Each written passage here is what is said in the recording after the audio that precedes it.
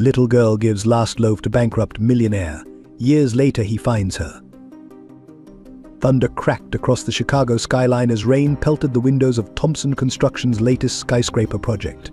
On the 42nd floor, John Miller wiped the sweat from his brow, squinting through the downpour at the loose scaffolding swaying dangerously in the wind. His supervisor had ordered the crew to continue working despite the storm, threatening to fire anyone who refused. "This isn't safe," John muttered, reaching for his phone to document the hazardous conditions. Behind him, footsteps approached quickly. A hand grabbed his shoulder roughly. "But you trying to cause trouble again?" Miller, the supervisor's voice was cold. "Remember, you've got a family to feed. Would be a shame if something happened to your position here." John thought of his wife Mary's tired smile as she worked double shifts at the diner, and 7-year-old Sarah's hopeful eyes when she talked about going to college someday. With trembling hands, he pocketed his phone and turned back to the scaffolding. The metal groaned ominously in the howling wind. John took one careful step forward, then another. Lightning illuminated the city below, and for a moment he caught a glimpse of his reflection in the rain-streaked windows, a man trapped between conscience and survival. The scaffolding shifted suddenly. John reached for the safety line, but his rain-slicked fingers found nothing. The supervisor's horrified face was the last thing he saw as the structure gave way. Hours later, Sarah stood at her bedroom window, waiting for her daddy to come home. Instead, 2 police officers appeared at their door. Through the thin walls, she heard her mother's anguished scream, a sound that would haunt her dreams for years to come. On the other side of the city, in his luxurious office, CEO Richard Thompson signed papers without reading them, unaware that his signature was authorizing a cover-up that would change multiple lives forever. "I strive to create meaningful content that resonates with you. I work hard to craft stories that touch hearts and spark emotions. If you value these stories and want to be part of our storytelling journey, please consider subscribing to this channel. Your support helps me continue sharing impactful narratives that make a difference." The Millers lived in a modest 2-bedroom apartment on Chicago's South Side, where the sound of passing trains provided a constant rhythm to their daily lives. John Miller had always been a man of principle, working his way up from apprentice to senior construction worker through 15 years of dedicated service. Every morning he would kiss his wife Mary and daughter Sarah goodbye, his calloused hands gentle as he straightened 7-year-old Sarah's school uniform collar. Mary worked as a waitress at Joey's Diner, a local establishment where regulars knew her by name and valued her warm smile and attentive service. Despite the long hours on her feet, she never complained, knowing that every extra shift brought them closer to their dream of sending Sarah to college. The family had started a small college fund, adding whatever they could spare each month, even if it meant just a few dollars. Sarah was their pride and joy, a bright-eyed child who inherited her father's strong sense of justice and her mother's compassionate heart. She excelled in school, particularly in science and mathematics, often bringing home papers marked with gold stars and encouraging notes from teachers. Her dream was to become a doctor, inspired by the kind physician who had treated her asthma when she was younger. The Millers weren't rich by any measure, but their home was filled with love and hope. Family dinners were sacred, a time when they shared their daily experiences and dreams for the future. John would often speak about his hopes for Sarah, his voice full of pride as he described how his daughter would be the first Miller to graduate from college.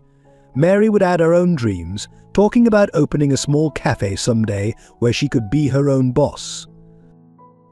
Their apartment walls were decorated with Sarah's artwork and academic achievements, alongside family photos from their rare but cherished vacations to nearby Lake Michigan. They had created their own version of the American dream, not one of excessive wealth or luxury, but of dignity, education, and the promise of a better tomorrow for their child. John's position at Thompson Construction Company was their backbone, providing steady income and health insurance.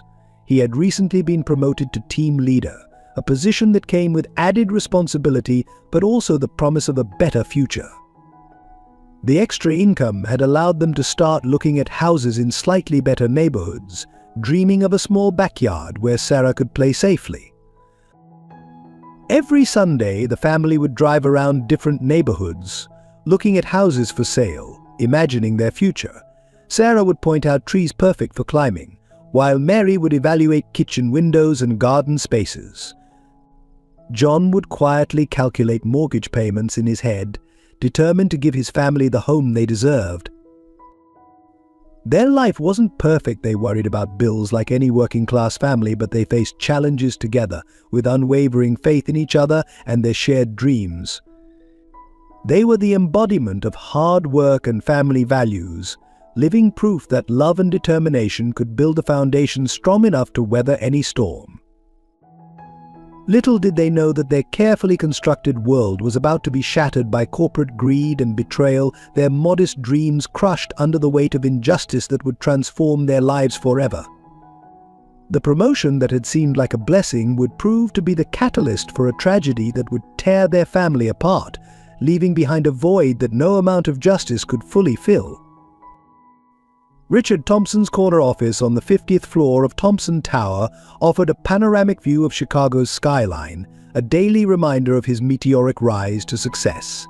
At 45, he had transformed his father's modest construction company into a billion-dollar empire. The wall behind his desk displayed his numerous achievements: Entrepreneur of the Year, Chicago's most influential under 50, and Business Leadership Excellence Award. Born into an upper-middle-class family, Richard had learned the construction business from the ground up. His father, James Thompson, had insisted that he spend summers working on construction sites, learning every aspect of the trade. Those experiences had shaped his early career, giving him insights that most executives lacked. However, as the company grew, Richard found himself increasingly disconnected from the day-to-day operations, trusting his management team to maintain the standards his father had established. His personal life seemed equally successful on the surface. His wife, Elizabeth, was a former corporate lawyer who now chaired several charitable foundations. Their daughter, Emma, attended an exclusive private school and showed promise as a competitive swimmer. They lived in a mansion in the prestigious North Shore area, hosted charity galas, and vacationed in exotic locations. The Thompson family appeared in society pages and business magazines, portrayed as the perfect example of American success. Yet beneath the polished exterior, cracks were beginning to show. Richard's dedication to growing the company meant missed dance recitals and family dinners. Elizabeth's hints about his absence grew increasingly bitter, and Emma had started acting out at school. The distance between them widened with each passing year, filled with expensive gifts that served as apologizes for his absence. Richard's closest relationship was with his elderly father, who still visited the office occasionally, though he had officially retired years ago.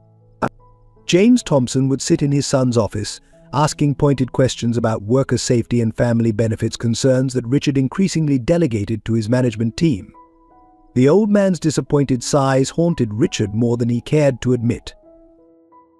The pressure to maintain the company's growth had led Richard to rely heavily on his executive team, particularly his CFO, Michael Sterling, and operations director, Robert Wells.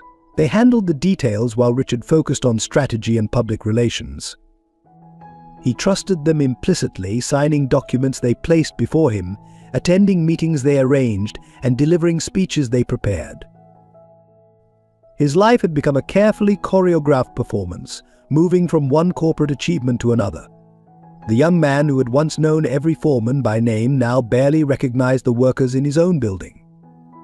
His father's principles of personal oversight and worker safety had been buried under quarterly reports and profit margins. Each morning, as his driver navigated through Chicago traffic, Richard would stare at the construction sites bearing his company's name, feeling an increasing disconnect from the empire he had built. He had everything he had ever wanted: wealth, power, influence, yet something felt fundamentally wrong, a splinter in his mind he couldn't quite identify. What Richard didn't realize was that his trusted executives had been systematically dismantling the safety protocols and worker protections his father had put in place, replacing them with cost-cutting measures that prioritized profit over people. His signature appeared on documents he hadn't read, authorizing changes he didn't understand. The Thompson Construction Company was becoming exactly what his father had always fought against: a corporate machine that valued profits over people. The facade of success he had built was about to crumble, triggered by a single act of kindness from a little girl he had yet to meet.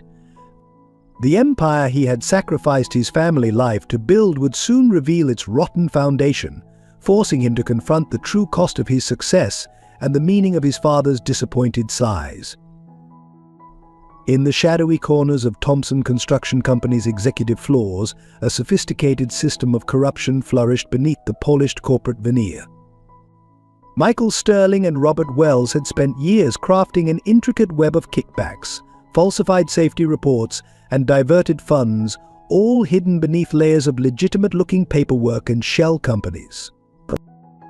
Their scheme began small, minor cost-cutting measures in safety equipment, delayed maintenance on machinery, reduced training hours for new workers. But as profits increased and Richard Thompson's attention remained focused on expansion and public relations, their operation grew bolder. They created a shadow accounting system that showed one set of numbers to OSHA inspectors and another to their private contractors. The company's safety inspection team had been systematically gutted, replaced by individuals who would sign off on anything for the right price. Former safety officers who raised concerns found themselves transferred to remote sites or forced into early retirement. The few who threatened to speak out received visits from the company's legal team, armed with non-disclosure agreements and thinly veiled threats about their pension funds. Site supervisors were carefully chosen and groomed. Those who demonstrated a willingness to push workers beyond safety limits were rewarded with bonuses and promotions. Others, like John Miller's supervisor, were kept in line with a combination of incentives and blackmail. The message was clear: meet deadlines at any cost, or face consequences. The corruption extended beyond the company walls. Building inspectors received consulting fees through third-party companies. Local politicians found generous donations flowing into their campaign funds.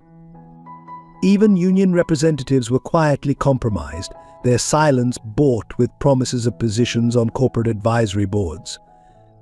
Workers who filed complaints found themselves tangled in bureaucratic nightmares. Their paperwork would mysteriously disappear, witness statements would be altered, and medical reports would be challenged by company-paid experts. The legal department had perfected the art of delayed justice, dragging out cases until desperate families accepted minimal settlements. The system was designed to be invisible to Richard Thompson. Sterling and Wells maintained a careful buffer between their activities and the CEO, ensuring that any damaging information was filtered before reaching his desk. They knew their boss's tendency to sign documents without thorough review, a habit they exploited regularly by burying dangerous decisions in routine paperwork. The executive floor operated like a well-oiled machine, with each participant understanding their role in maintaining the facade. Administrative assistants were paid generous bonuses to route certain calls away from Thompson's office. Middle managers learned to phrase their reports in ways that highlighted profits while obscuring safety concerns.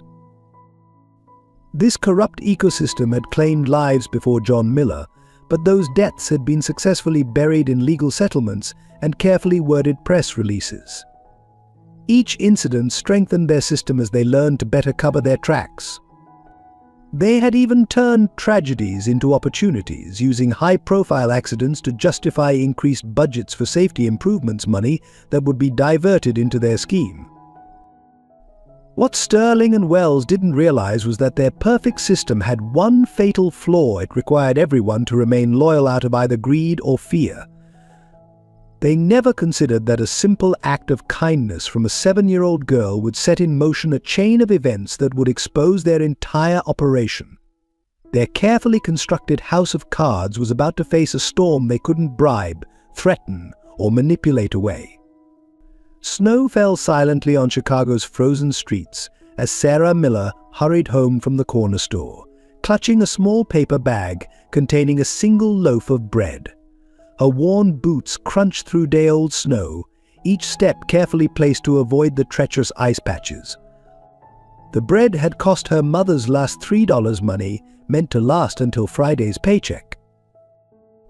6 months after her father's death, the miller's life had descended into a desperate routine of barely making ends meet. The wrongful death lawsuit against Thompson Construction had drained their meager savings, and Mary's diner wages barely covered rent and utilities. Tonight's dinner would be toast and butter, a meal that had become all too familiar. As Sarah turned the corner onto their street, she noticed a figure huddled in the doorway of an abandoned storefront. The man's expensive coat, now tattered and stained, seemed oddly out of place among the usual homeless people in their neighborhood. His grey hair was matted with snow, and his face bore the hollow look of someone who hadn't eaten in days. Something about him reminded Sarah of the photo she'd seen of her grandfather, a proud man who had died before she was born. Her mother had always taught her that kindness mattered most when it was hardest to give, and her father had shown her that helping others was what made us human. Sarah stood there, snow gathering on her shoulders, weighing her options. The bread was their only food until Friday, and her mother had been skipping meals to ensure Sarah had enough to eat. Yet the man's breathing was shallow, his lips blue from cold. Without really deciding to, Sarah found herself walking toward him. So her voice trembled slightly.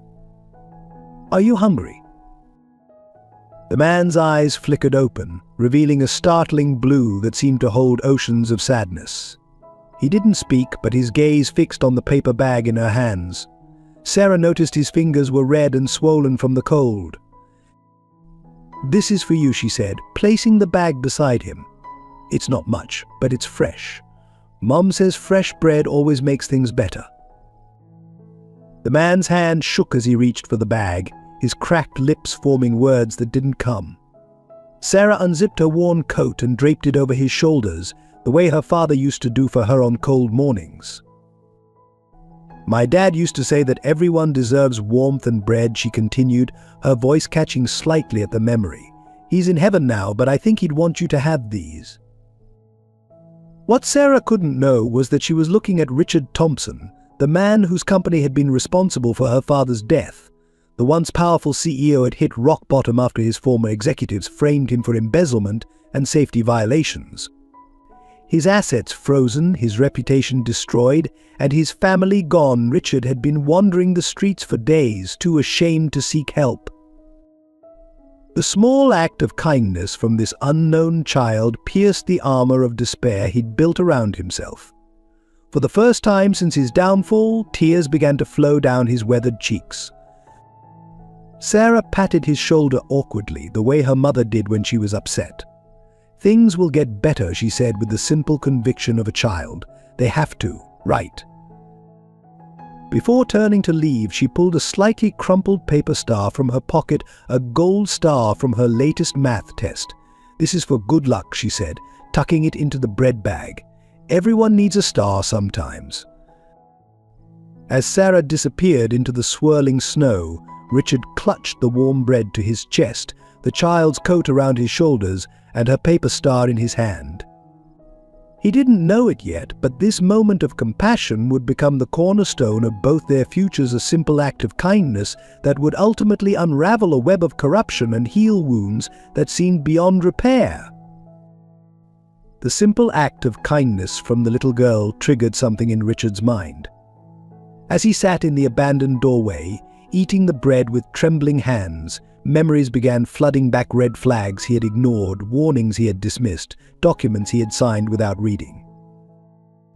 It started with a flash of recognition. The girl's coat bore a patch from Lincoln Elementary, the same school he had visited last year for a PR event about the company's community outreach program.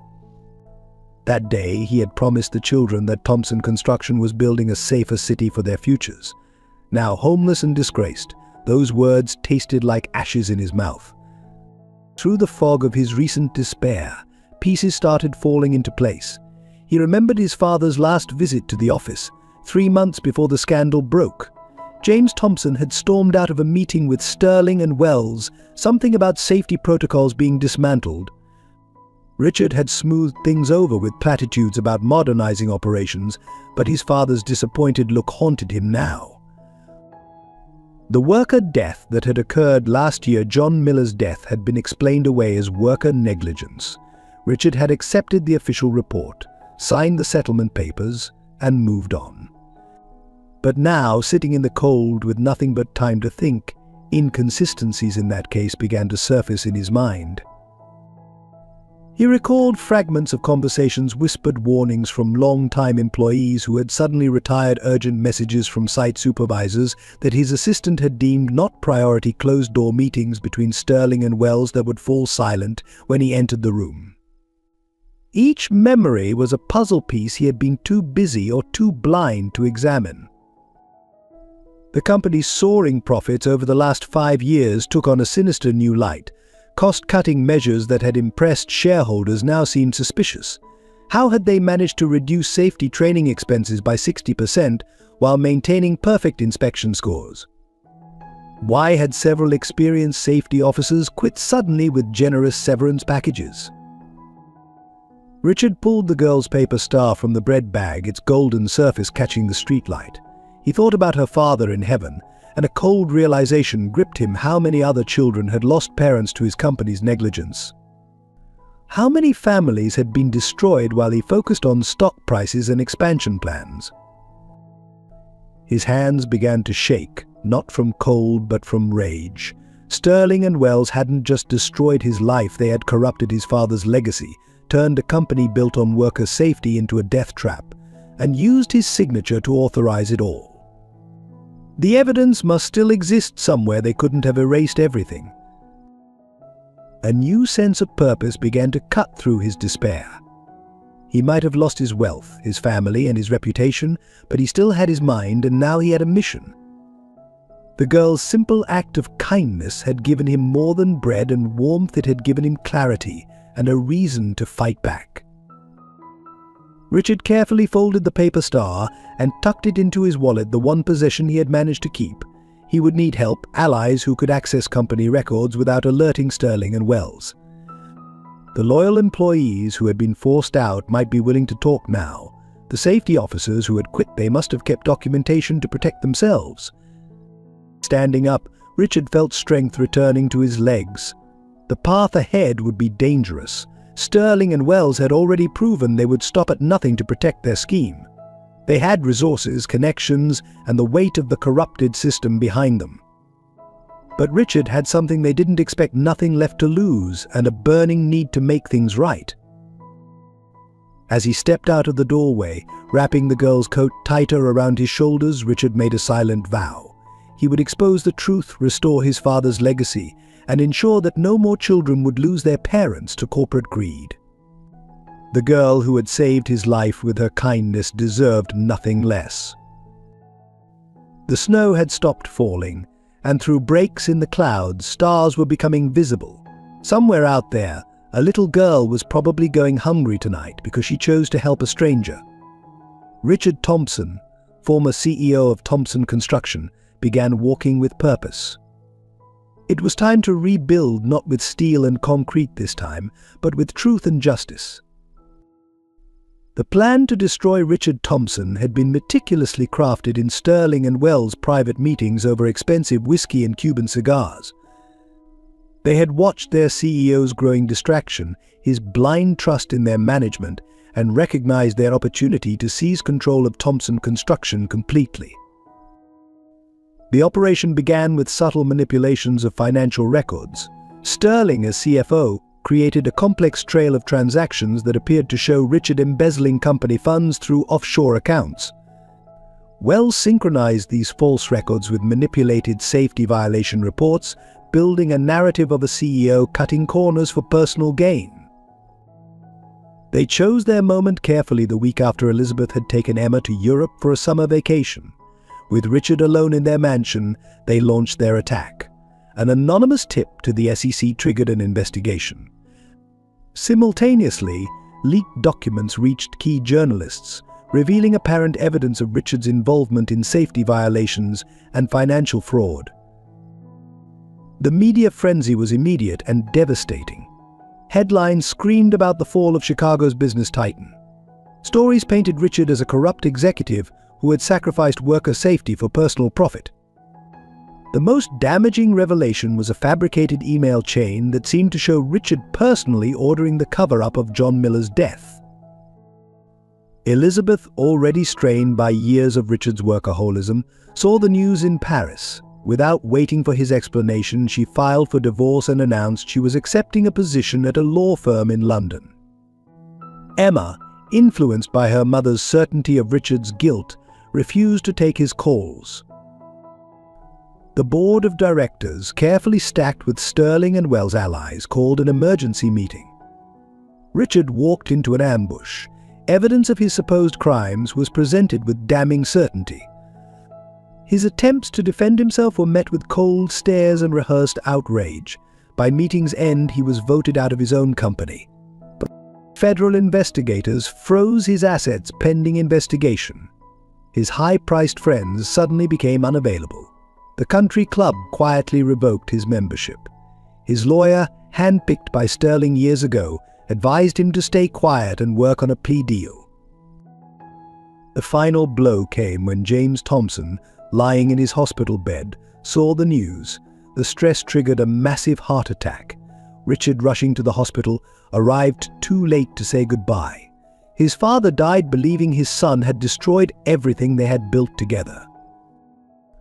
The sophisticated nature of Sterling and Wells' fraud left Richard with no way to prove his innocence.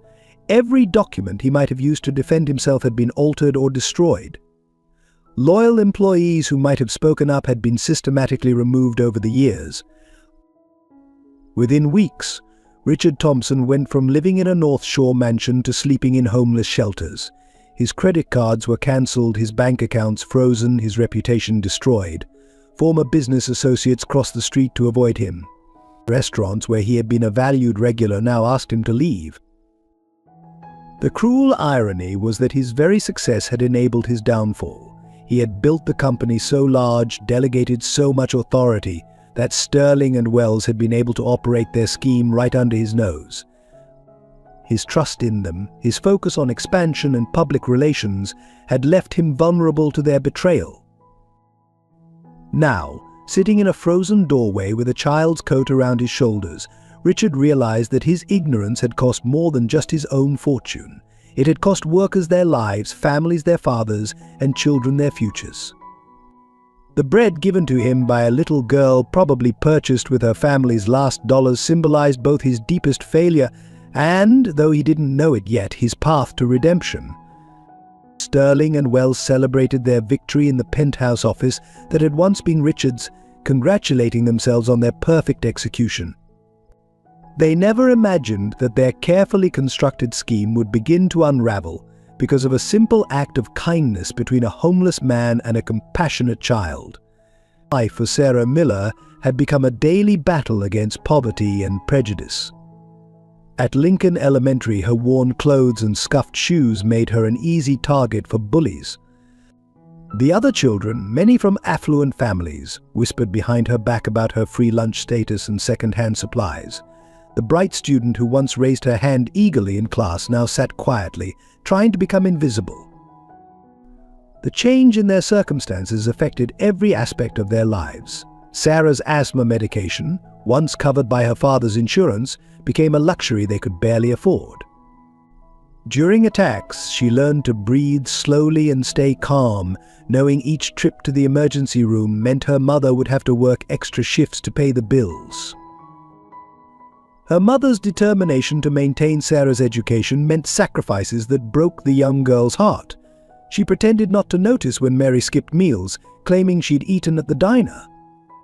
She learned to ignore her own hunger pangs, drinking water to fill her empty stomach during long school days. The gold stars she still earned on tests seemed hollow now, knowing each school project meant choosing between art supplies and dinner. The worst came during career day when parents visited to talk about their jobs. Sarah sat alone while other children proudly introduced their mothers and fathers. Tommy Jenkins, whose father owned a local business, pointed at her empty chair and loudly asked, "Where's your dad, Sarah?" "Oh wait, he was the one who died because he was drunk at work, right?" The cruel words, echoing the company's official story, sent Sarah running from the classroom in tears. She found refuge in the library, where the kind librarian, Mrs. Anderson, found her hiding between the shelves. Instead of sending her back to class, Mrs. Anderson gave her a job helping to organize books during lunch period, a sanctuary from the cafeteria's social battlefield, and a chance to read stories that helped her escape reality. At home, Sarah took on responsibilities far beyond her years. She learned to cook simple meals from whatever was available, to mend clothes with careful stitches, to calculate grocery prices and stretch dollars until payday. When the electricity was cut off for late payment, she did her homework by candlelight, determined not to let their circumstances affect her grades. The neighborhood itself seemed to conspire against their dignity.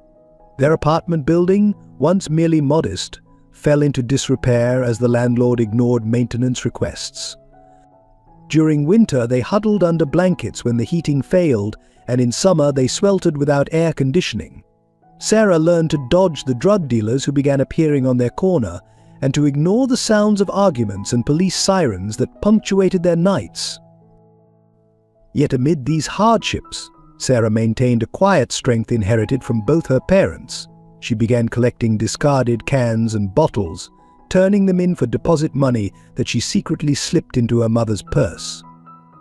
She offered to help elderly neighbors with errands, earning small tips that she saved in a jar labeled Mom's Birthday Fund.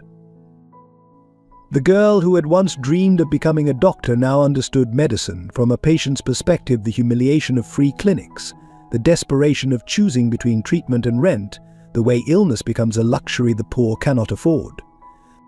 These experiences didn't diminish her dream, they transformed it. She began to imagine a different kind of medical practice, one that would serve people like her mother, who worked hard but still couldn't afford basic care.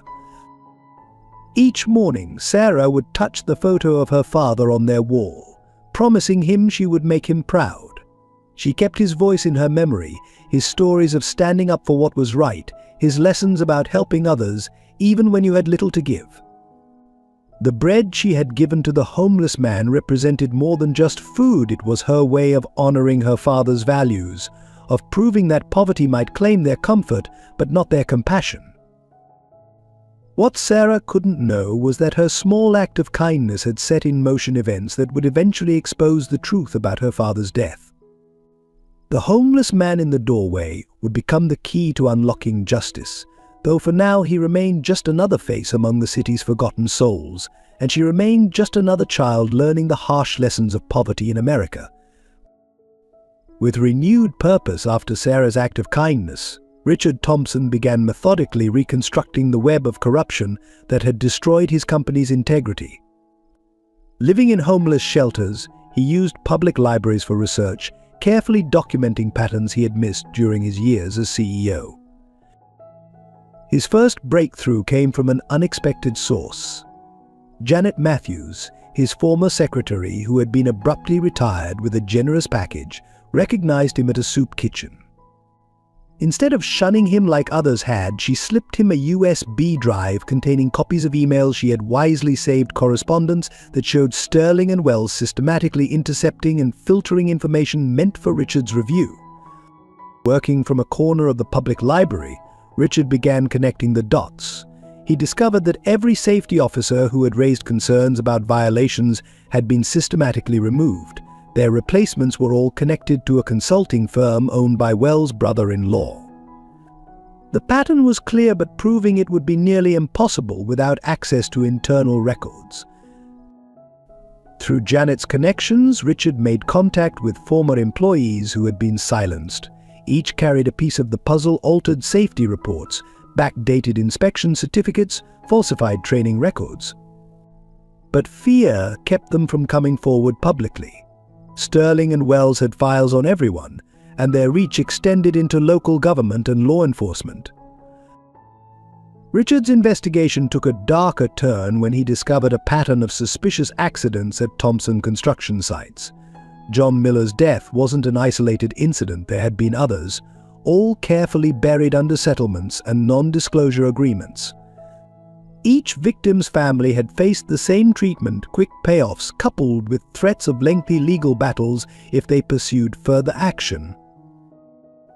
As he dug deeper, Richard began noticing he was being followed. Unmarked cars appeared outside the library. Mysterious figures watched him from across streets.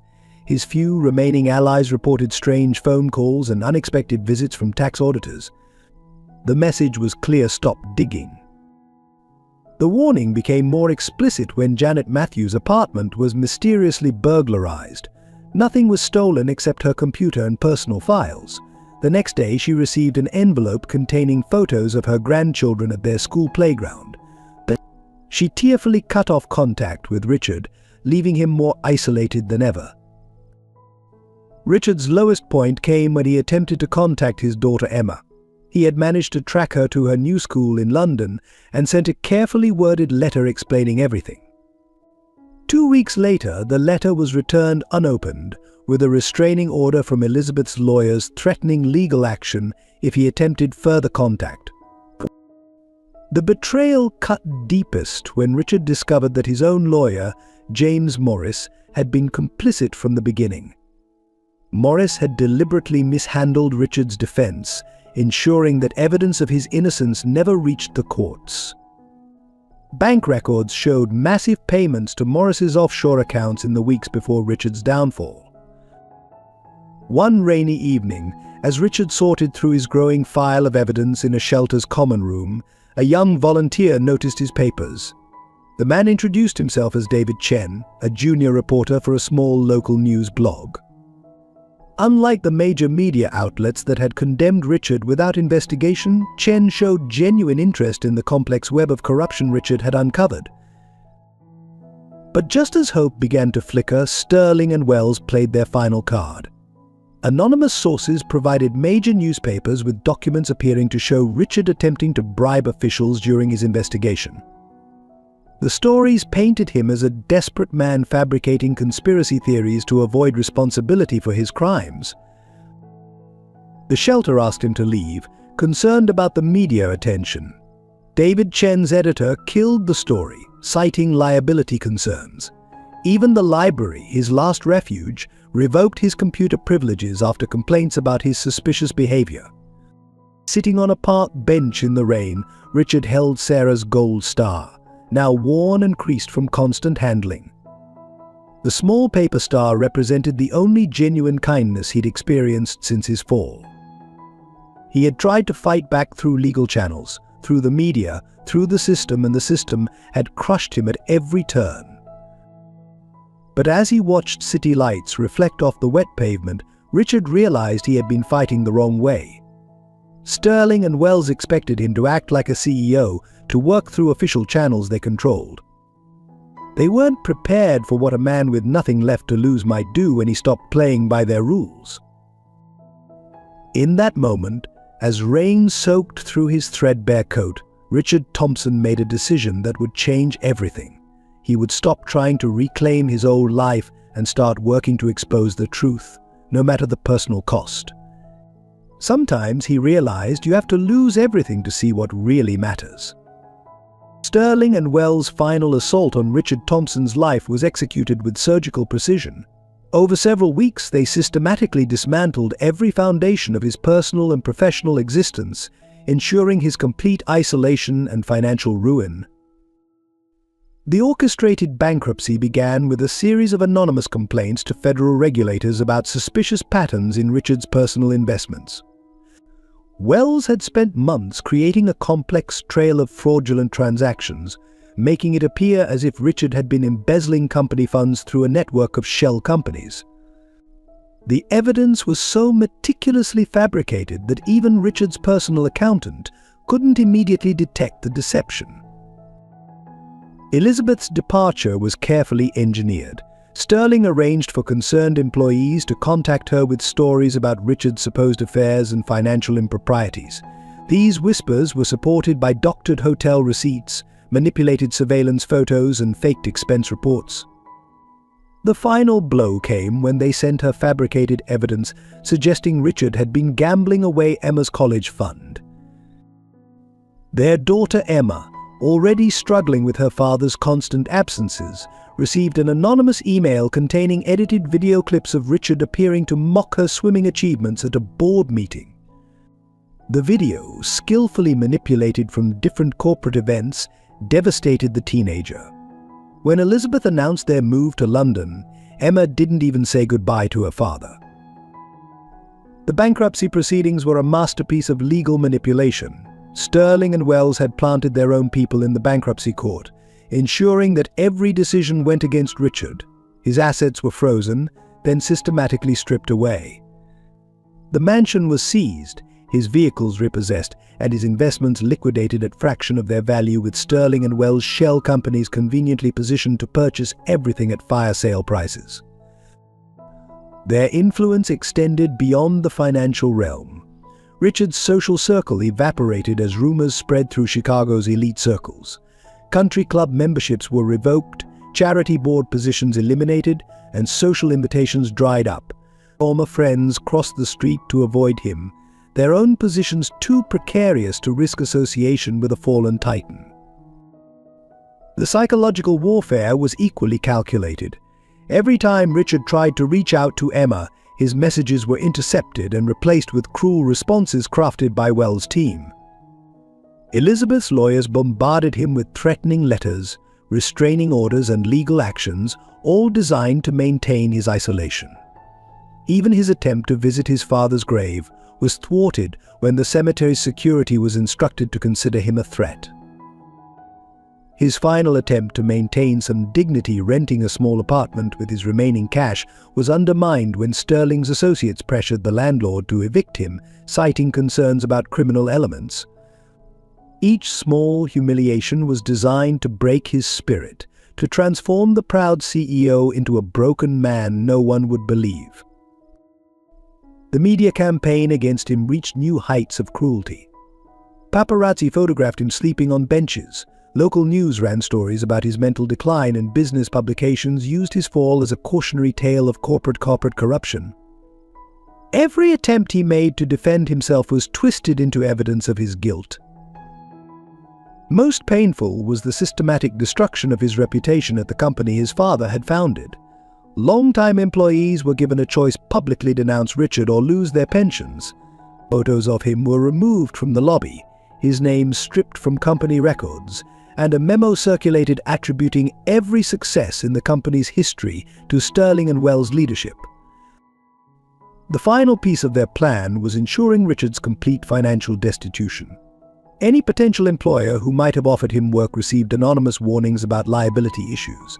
His professional licenses were suspended pending investigation. Even his personal bank accounts were frozen under suspicion of money laundering, leaving him without access to basic necessities. Within months, Richard Thompson, once one of Chicago's most respected business leaders, was reduced to sleeping in shelters and standing in soup kitchen lines. But Sterling and Wells watched from their penthouse offices as their former boss became just another homeless man on the streets their company helped build. What they couldn't have anticipated was that this complete destruction of Richard's life would lead him to that specific doorway on that snowy evening, where a little girl's act of kindness would give him something they couldn't take away: a reason to fight back. The gold star she gave him became a symbol of hope, a reminder that even in their perfectly orchestrated destruction, they had left one loose thread: the truth about John Miller's death and all the others they had buried. In their arrogance, Sterling and Wells believed they had created the perfect downfall. Instead, they had inadvertently given Richard the one thing he needed most: nothing left to lose and everything to fight for. The diagnosis came on a rainy Tuesday morning. Mary Miller had collapsed during her shift at Joey's Diner, and the free clinic's verdict was devastating: stage 3 cancer, already spreading. For 12-year-old Sarah, it marked the beginning of a new chapter in her already challenging life, becoming not just a student, but her mother's primary caregiver. The apartment that had once felt small now became a maze of medical supplies. Sarah learned to organize pill bottles by schedule, to change IV bags with careful precision, and to help her mother to and from the bathroom during particularly rough nights after chemotherapy. Her homework station moved from the kitchen table to the floor beside her mother's bed, where she could study while monitoring Mary's breathing. School became a complex balancing act. Sarah would wake at 5 a.m. to prepare her mother's morning medications and make breakfast, usually plain toast, all Mary could keep down. She'd leave precise instructions for the kind elderly neighbor who watched her mother during school hours, along with emergency contact numbers written in her neat, childish handwriting. In class, Sarah fought to stay awake, often having spent nights holding her mother's hand through waves of pain. Her teachers noticed the dark circles under her eyes but mistook them for signs of teenage rebellion rather than exhaustion from being a young caregiver. When her grades began to slip, concerned emails went unanswered. Mary was too sick to check her inbox, and Sarah was too overwhelmed to explain. The financial strain grew unbearable. Medical bills piled up, even with the clinic's sliding scale fees. Sarah began taking odd jobs, babysitting, delivering newspapers, helping at the local thrift store. Every dollar went into a tin can labeled Mom's medicine hidden under her bed. She learned to bargain at the pharmacy, to research generic alternatives, to calculate co-pays and deductibles with the expertise of an insurance adjuster. The social worker who visited monthly praised Sarah's maturity while expressing concern about her situation. There was talk of foster care, of professional care facilities, of giving Sarah her childhood back. But Sarah fought against any suggestion of separation. The memory of giving away their last loaf of bread years ago had taught her that sometimes the hardest choice was also the right one. Her mother's sick days became a cruel teacher. Sarah learned to recognize the subtle changes in Mary's breathing that preceded a bad spell, to distinguish between different types of pain by the way her mother's fingers twisted in the bedsheets. She became fluent in medical terminology, discussing white blood cell counts and radiation schedules with doctors who often didn't realize they were talking to a child. School projects took on new meaning. For biology, she researched cancer treatments, hoping to understand her mother's illness better. Her math skills improved through calculating medication dosages and managing their tight budget. Even her English essays reflected her new reality, writing about caregiving, about finding strength in impossible situations, about the true meaning of family. The physical toll was matched by emotional exhaustion. Sarah learned to cry silently in the shower, where her mother couldn't hear. She kept a brave face during hospital visits, telling jokes and sharing school stories while her mother received treatments. At night, she would curl up with her father's old work jacket, allowing herself brief moments of being just a scared little girl who missed her dad and feared losing her mom too. Yet amid the struggle, there were moments of grace. The diner where Mary had worked sent home meals twice a week. Mrs. Anderson, the school librarian, began packing extra sandwiches in Sarah's free lunch, pretending not to notice when Sarah saved them for dinner. The pharmacy technician would sometimes find discount coupons for Mary's medications, winking at Sarah as she applied them. Sarah's determination never wavered, but her dreams shifted focus. The goal of becoming a doctor no longer seemed like a distant fantasy, it became a burning necessity. She studied medical journals during hospital waiting rooms, asked nurses to explain procedures, and kept detailed notes on her mother's treatment. Every challenge became a lesson. Every challenge became a lesson, every setback a reason to work harder. The most difficult moments came when her mother would apologize for being sick, for needing help, for not being the parent she wanted to be. Sarah would take her mother's thin hands, remembering how these same hands had once braided her hair and packed her lunches, and tell her the same thing: "We're Millers. We take care of each other." Through it all, Sarah kept her father's photo by her bed, talking to it late at night when the weight of responsibility felt crushing. She imagined him watching over them, proud of how she'd stepped up to care for her mother. The gold stars she once earned for academics now came from nurses who praised her gentle way with her mother, her attention to detail in monitoring symptoms, her unwavering dedication. What Sarah couldn't know was that her daily struggles were preparing her for an even greater challenge ahead, one that would require all the strength, resilience and compassion she was developing. The homeless man she had helped years ago was about to re-enter her life bringing with him both the key to justice for her father and a test of her capacity for forgiveness. Homelessness stripped away every vestige of Richard Thompson's former life, replacing board meetings with bread lines and shareholder reports with shelter intake forms. Yet in this harsh new reality, he discovered something his years of wealth had never taught him: the true measure of human dignity. His first weeks on the street were a crash course in survival. He learned which shelters were safest, which soup kitchens served the best meals, which libraries stayed open latest. The gold star from Sarah, carefully preserved in a plastic bag, became his talisman. On particularly cold nights when even the shelters were full, he would hold it and remember the simple kindness that had given him purpose. The transformation from CEO to homeless investigator required a complete reinvention. Richard cultivated a deliberate invisibility, learning to blend into backgrounds where his former employees wouldn't recognize him. He grew a beard, wore layers of donated clothes, and adapted the shuffling gait of someone society preferred not to see. In the homeless community, he found unexpected allies. Tom, a former accountant who'd lost everything to addiction, helped him analyze financial documents in exchange for shared meals.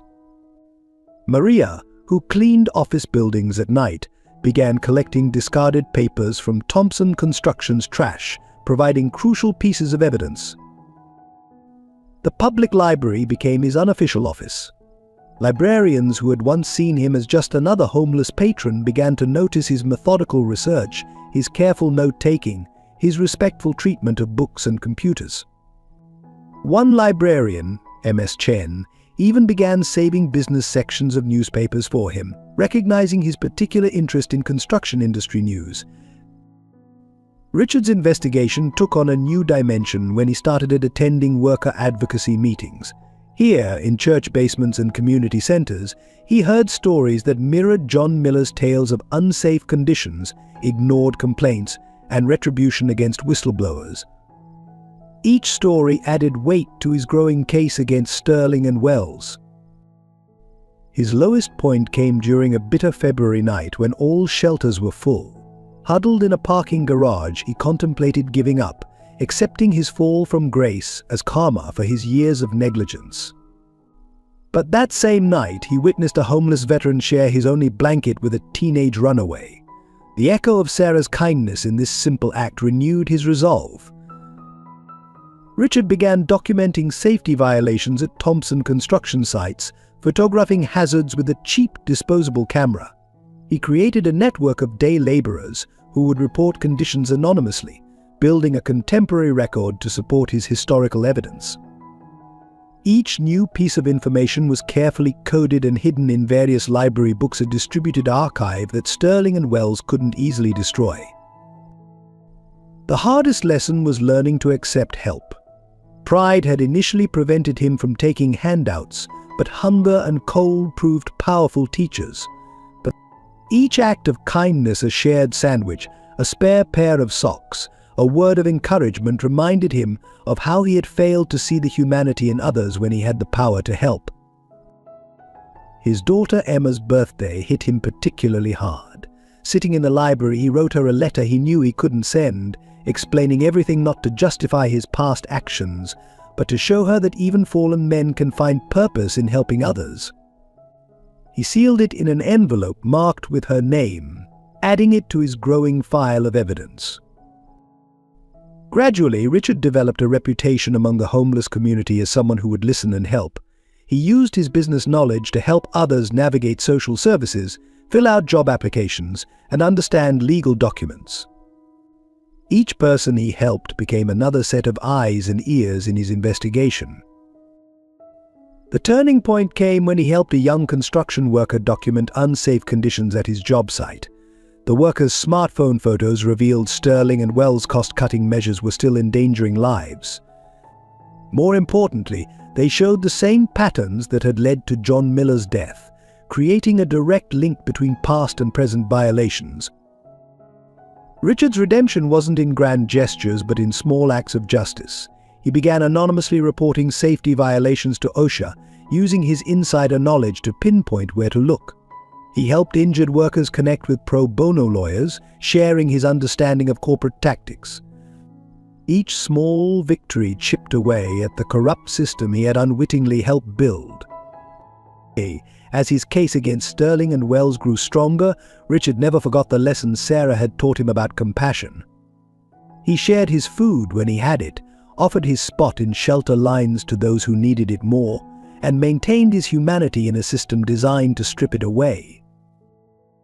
The gold star, now worn and creased, remained his most precious possession. It represented not just the kindness that had saved him, but the person he was trying to become, someone who would make that little girl's faith in human goodness worthwhile. What he didn't yet know was that his path would soon cross again with Sarah's, bringing both justice and healing in ways neither could imagine. As Chicago's seasons changed, Sarah Miller and Richard Thompson lived their separate lives, unknowingly connected by threads of fate and shared purpose. Their paths nearly crossed numerous times, each near meeting a reminder of how closely intertwined their stories had become. One autumn morning, Sarah sat in the hospital waiting room while her mother received chemotherapy.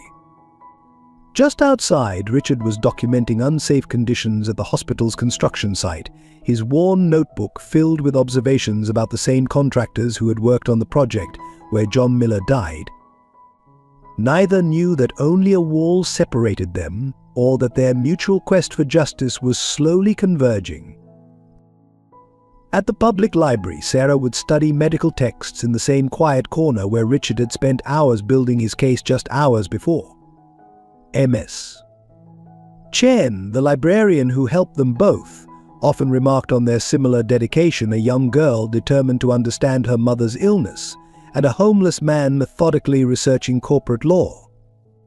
She never made the connection between them, though she sometimes wondered about the gold star she'd seen Richard carefully protect. Their parallel struggles manifested in different ways. While Sarah learned to calculate medication dosages, Richard was calculating the human cost of corporate negligence.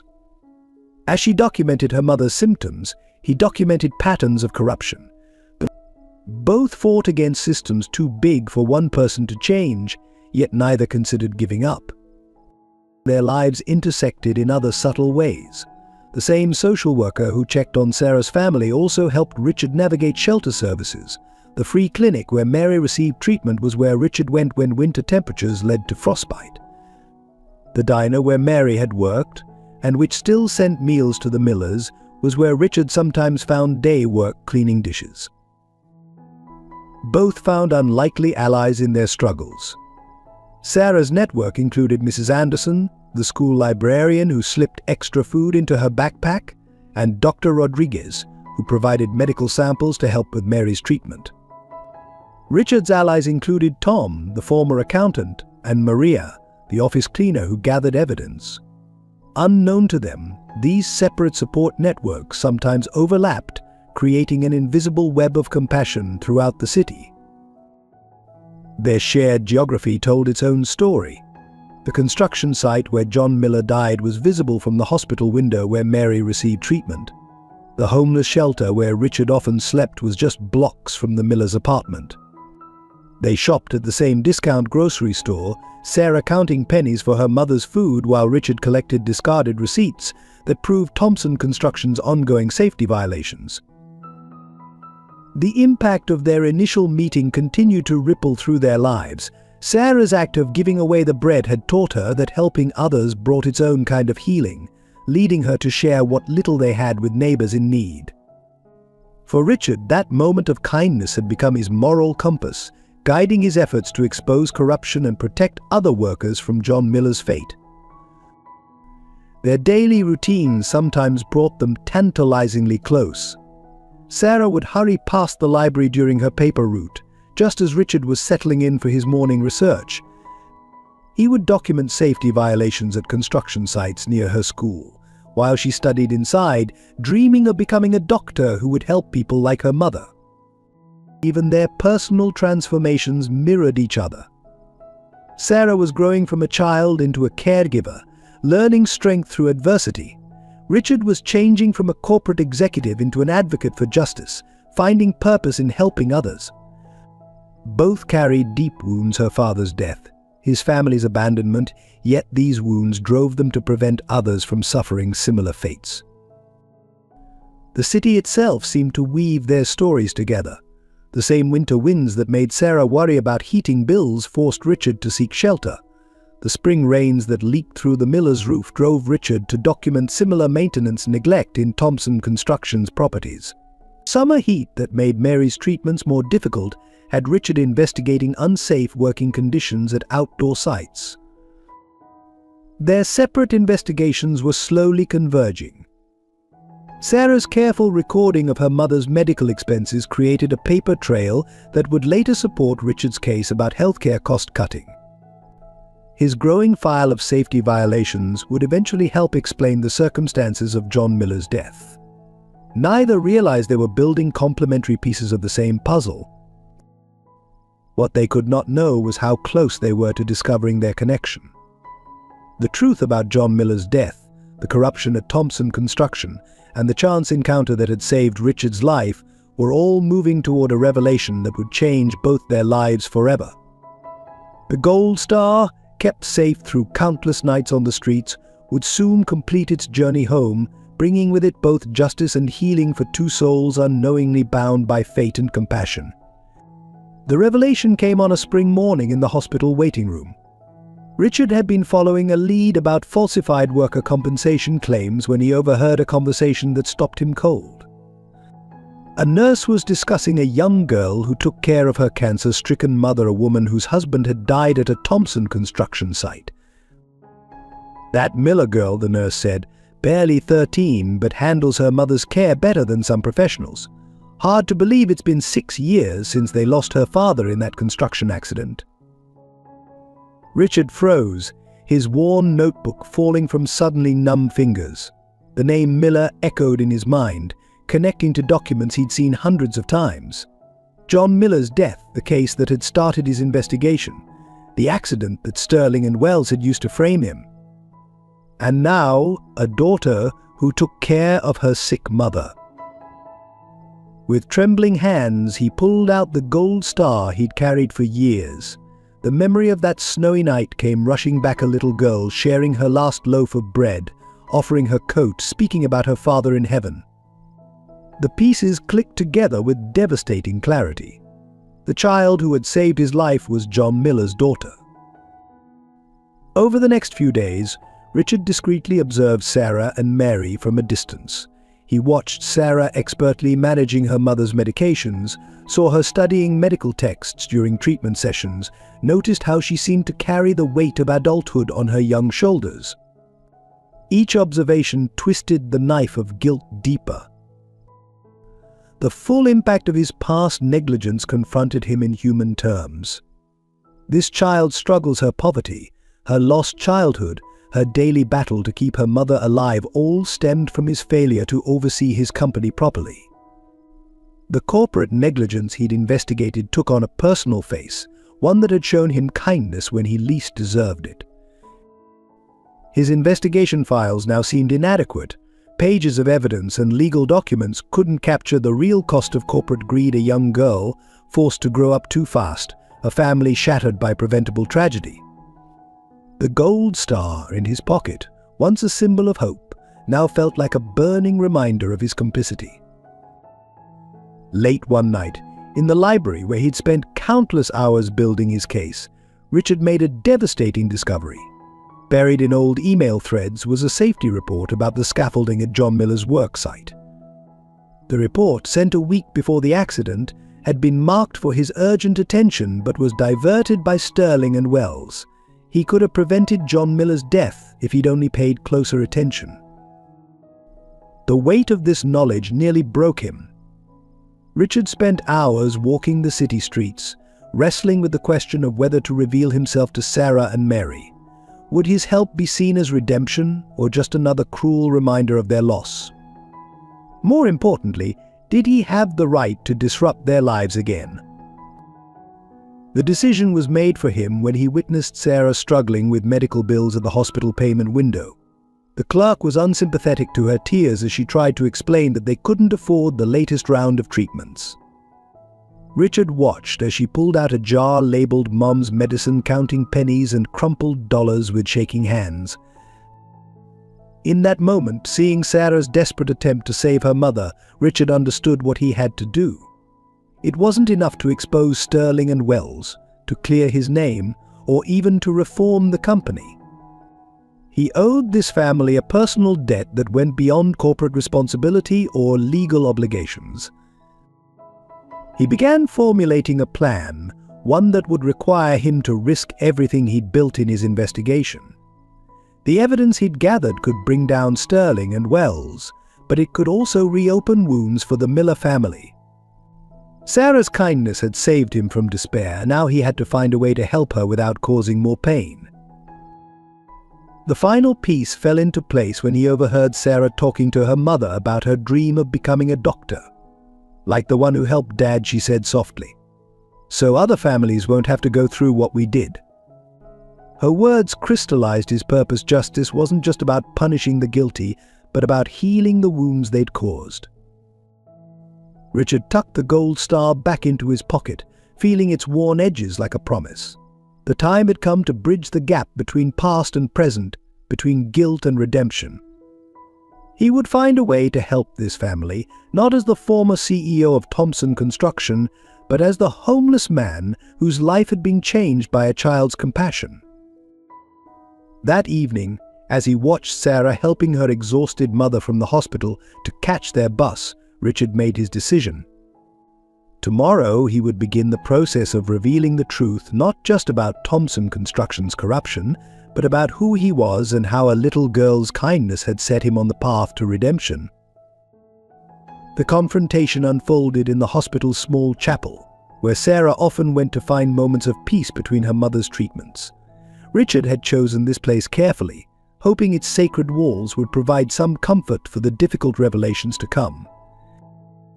Sarah Miller, his voice was gentle, but she startled at the sound of her name. Turning, she recognized him immediately, the homeless man from that snowy night years ago.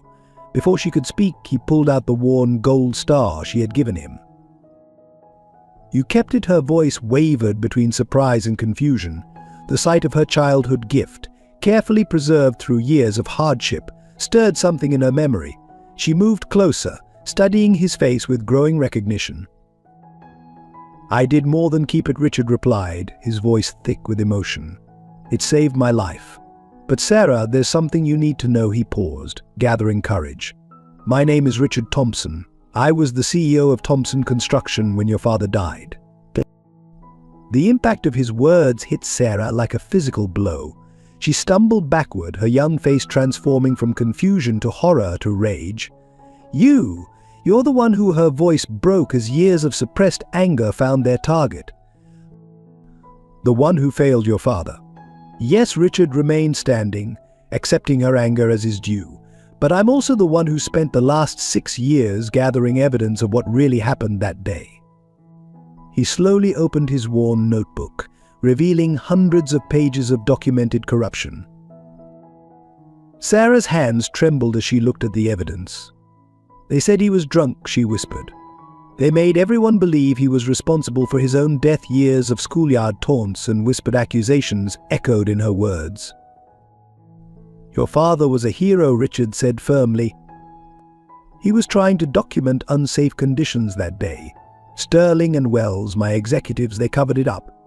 They've been running a corrupt operation for years, putting profits over people's lives. I was too blind, too focused on expansion to see what was happening under my nose." As he spoke, Richard carefully laid out the evidence he'd gathered: the falsified safety reports, the diverted emails, the pattern of accidents and cover-ups. Sarah listened with growing comprehension, her medical training helping her understand the detailed documentation. "Why now?" she demanded. "Why did you wait so long?" The accusation in her voice was tempered by confusion as she struggled to reconcile the homeless man she'd helped with the former CEO responsible for her family's tragedy.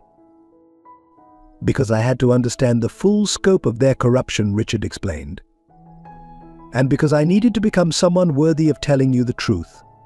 Your kindness that night, giving your last loaf of bread to a stranger, it showed me what real humanity looks like. It made me realize how far I'd strayed from my father's values. The mention of bread triggered something in Sarah's memory. That night. You were going to... She couldn't finish the sentence, but Richard nodded, understanding her unspoken question. I was at my lowest point. Your kindness gave me a reason to live, to fight back. Every time I wanted to give up, I looked at this star and remembered there was still goodness in the world worth fighting for. Sarah sank into a chapel pew, overwhelmed by the revelations. All these years while Mum and I struggled, while she got sick, you were gathering evidence to bring down the people truly responsible for your father's death, Richard finished. But I know that doesn't make up for what you've lost. Nothing can. A long silence filled the chapel. Sarah stared at the gold star in her hands, remembering the little girl who had given it away, believing in the goodness of strangers. Finally, she looked up at Richard. Show me everything, she said quietly. I want to understand what happened to my father. For the next hour, Richard shared his complete investigation. He explained how Sterling and Wells had systematically dismantled safety protocols, how they'd framed him when he started asking questions, how they'd destroyed his life to protect their scheme. As the truth unfolded, Sarah's medical training helped her spot patterns in the documentation that even Richard had missed. Her years of managing her mother's healthcare had given her insights into the human cost of corporate negligence. They're still doing it, aren't they? She asked, her voice hardening with determination. Still putting workers at risk? Richard nodded grimly. But with your help, we can stop them. Your father tried to expose the truth. Together, we can finish what he started. Sarah stood, squaring her shoulders in a gesture that reminded Richard painfully of John Miller. For my father, she said softly, then added, and for every other family they've hurt. As they left the chapel, both knew that this confrontation was just the beginning. The truth had been revealed, but justice was still waiting to be served. The Gold Star had completed its journey, bringing together two unlikely allies in a fight for redemption and justice. In the days following their chapel confrontation, Sarah found herself caught in an emotional tempest. Every morning she would wake up to find two warring impulses in her heart: the burning desire for justice that demanded retribution, and the compassionate spirit her father had instilled in her that whispered of forgiveness. Mary noticed the change in her daughter immediately. Sarah's usual quiet efficiency in managing medications and treatments was now punctuated by moments of distant contemplation. When Mary finally asked what was troubling her, Sarah broke down and revealed everything about Richard Thompson and his investigation. He was responsible. Mom Sarah sobbed, curled up on their worn couch. He was in charge when Dad died. But he's also the homeless man I gave our bread to that night. The one you always said proved there was still good in the world. The irony of her mother's words now felt like a cruel joke. Mary's reaction surprised her daughter. Instead of anger, her face showed a complex mixture of emotions. Your father always said there were no simple villains in life, she said softly. Only people who either chose to learn from their mistakes or didn't. Sarah spent hours in the hospital chapel, wrestling with her feelings. She would stare at the gold star Richard had returned to her, trying to reconcile the corrupt CEO with the broken man who had kept a child's gift as his most precious possession. The star, now worn and creased, seemed to embody the complexity of human nature, how the same person could be both the source of their pain and potentially their salvation. The evidence Richard had gathered was undeniable. Page after page documented not just the corruption that had killed her father, but Richard's own transformation from negligent executive to determined justice seeker. Sarah's medical training had taught her about healing, but nothing had prepared her for the challenge of healing her own wounded heart. Late one night, while sitting with her sleeping mother in the hospital, Sarah witnessed a moment that shifted her perspective. Richard, unaware of her presence, was quietly talking to an injured construction worker in the emergency room, helping him document safety violations that mirrored her father's case. The genuine concern in his voice, The careful way he protected the worker's identity spoke of a man who had truly changed. The turning point came when Sarah discovered Richard's hidden acts of kindness. Through discreet inquiries, she learned how he had been using his knowledge of corporate systems to help other workers' families navigate insurance claims and legal challenges. He had created an underground network of support, all while living on the streets himself. Yet anger would still ambush her at unexpected moments. Watching her mother struggle through chemotherapy, knowing they couldn't afford better treatment, the old rage would flare. During these times, Sarah would remember her father's words about the difference between justice and revenge, how one healed while the other poisoned the soul. Richard, for his part, never asked for forgiveness. He simply continued his work, sharing all his findings with Sarah, respecting her need to process the truth in her own way. His humility, paradoxically, made it both easier and harder to hold on to hatred. The breakthrough came during a particularly difficult night for Mary. The cancer treatments had left her severely dehydrated, and Sarah was struggling to manage her care. Richard, having learned of the situation, appeared with the specialist contact information and a way to access an emergency medical fund she hadn't known existed. As she watched him quietly help her mother without expecting anything in return, Sarah finally understood something profound about forgiveness. It wasn't about excusing past actions or forgetting pain, it was about choosing to see the full humanity of someone who had caused harm but was genuinely trying to make amends. "I don't forgive the man who ran Thompson Construction 6 years ago," she told Richard the next day. "But I do trust the man who kept my gold star and is fighting for justice now." The distinction was subtle but crucial, acknowledging both his past failures and his present redemption. The decision to work with Richard didn't come easily, but it came with certainty. Sarah realized that continuing to hate him would only detract from their shared goal of exposing Sterling and Wells' ongoing corruption. More importantly, it would dishonor her father's memory, a man who had died trying to protect others. Their alliance, forged in the crucible of shared pain and purpose, began to transform both of them. Sarah found her medical knowledge becoming an unexpected asset in documenting health and safety violations. But Richard's corporate expertise, combined with her understanding of human suffering, created a powerful force for change. Together, they began building a case that was about more than just exposing corruption. It was about healing the wounds that corporate greed had inflicted on countless families. The gold star, now framed and hanging in Sarah's room, served as a reminder that sometimes the path to justice required both righteous anger and the capacity for forgiveness. The winter brought with it a cruel deterioration in Mary Miller's health. The aggressive cancer, temporarily held at bay by months of treatment, launched a renewed assault on her weakened body. Sarah noticed the change's first subtle shifts in her mother's breathing, new lines of pain around her eyes, the way her hands trembled even when resting. Dr. Rodriguez delivered the news in his gentle, accented voice. The cancer had spread to Mary's liver. The current treatment protocol was no longer effective, and the more aggressive options they needed were far beyond the Millers' financial reach. Sarah sat in the consultation room, her medical knowledge now a curse as she understood exactly what each test result meant. The decline was rapid and merciless. Mary could no longer keep food down, surviving on ice chips and occasional sips of broth that Sarah prepared. The small apartment became a makeshift hospital room, with Sarah sleeping on the floor beside her mother's bed, alert to every change in breathing, every murmur of discomfort. The hospital visits became more frequent and desperate. Sarah learned to recognize the pitying looks from emergency room staff as she brought her mother in again and again, each time a little weaker. The social worker suggested hospice care, but they couldn't afford it. The words comfort measures only began appearing in Mary's medical charts, a clinical euphemism for surrender.